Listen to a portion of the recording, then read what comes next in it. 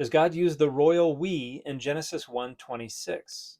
Hey everybody, I'm Dan McClellan. I'm a scholar of the Bible and religion.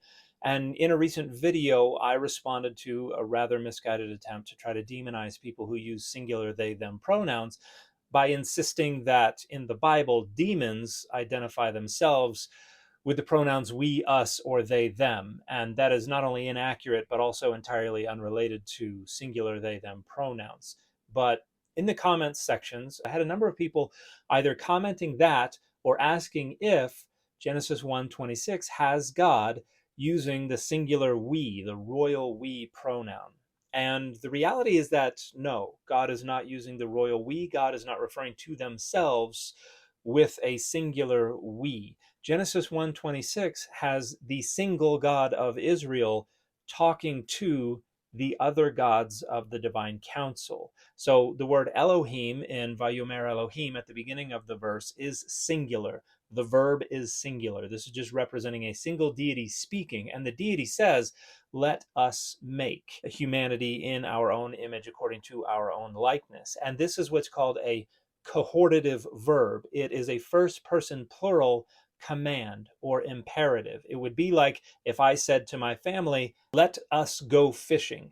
I'm just speaking as an individual. I'm not referring to myself as the us, but just as one member of the group. And so it is just one deity speaking to the other deities of the divine council. Now, a lot of Bible believers, and particularly conservative Christians, want to interpret this as a reference to the Trinity or something like that. But that does not really work in light of the other parts of the primeval history, Genesis 1 through 11, where God is referring to other gods. For instance, in Genesis 3:5, you have the serpent say that God knows that if you eat from the tree of the knowledge of good and evil, you will become like the gods, knowing good and evil. And then in verse 22, God says, the human has become like one of us.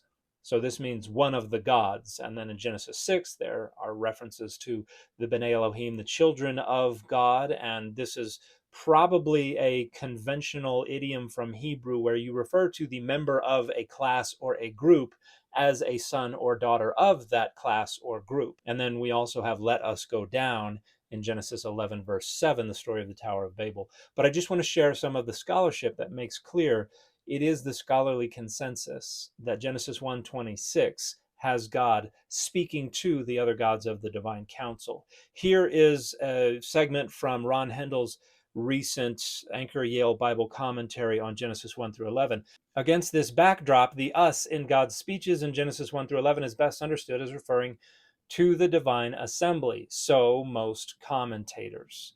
This explains why God announces his decree in a plural address, but performs the action by himself. The others are there as the backdrop for his deliberations, but God alone has the authority and power to create. Here is David Carr's recent commentary on Genesis 1 through 11, and he's comparing what's going on in Genesis 2 and 3 with what's going on in Genesis 1, describing a parallel in formulation between Genesis 1:26 and Genesis 3:22, namely God's consultation with the divine council about making humans as God's images in Genesis 1:26, and Adonai's consultation with the divine council about the problem posed by human God-likeness in Genesis 3:22. We can look at the New Oxford Annotated Bible down at the bottom. The plural us, our, in Genesis 3:22 as well as Genesis 11:7 probably refers to the divine beings who compose God's heavenly court. And then we have a reference to 1 Kings 22 and Job 1 as well. We can look in the Westminster Study Bible, which just came out a few months ago. The plural subject, let us, suggests God is speaking with the divine council, a concept well known in the ancient world. And then we can look at the SBL Study Bible, which came out a couple years ago and that I think is very good. The plural may refer to the lesser deities of the divine assembly. We have those same references to 1 Kings 22 and Job 1 and 2, but also Isaiah 6. And then we can go to the Jewish Study Bible. This is the second edition. The plural construction, let us, most likely reflects a setting in the divine council. And we have those references. God the King announces the proposed course of action to his cabinet of subordinate deities, though he alone retains the power of decision. And then even the more conservative JPS Torah commentary series, Let Us Make, the extraordinary use of the first person plural evokes the image of a heavenly court in which God is surrounded by his angelic host. More conservative groups understand these gods as angels because that's the renegotiation of the divine council and of the Israelite pantheon that took place following the exile. But prior to the exile, these gods were just recognized as regular old deities. Now, if you want to know more about the divine council, I've talked about this in my video number McClellan 2539.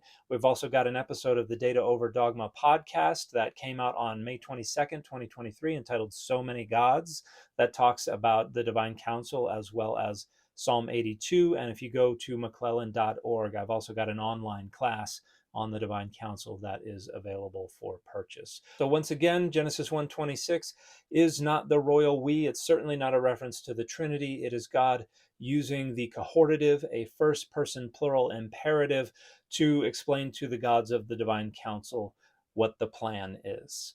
And the fit for this video has been Wolverine in his correct uniform.